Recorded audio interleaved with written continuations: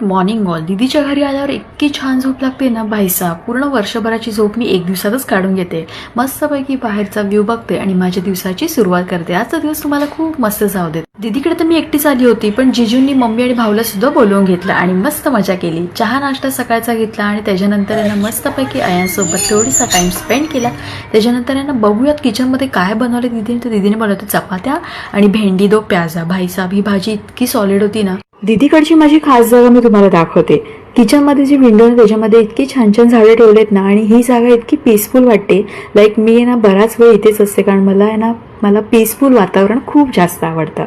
आता चला आंघोळ करायची वेळ आली. ऑलरेडी लेट झाले, कारण दीदीकडे आल्यावर मी फारच रेस्ट करते. त्या बोटामुळे मला काय करताच नाही येत यार, कारण यांना भिजवू पण नाही शकत जास्त.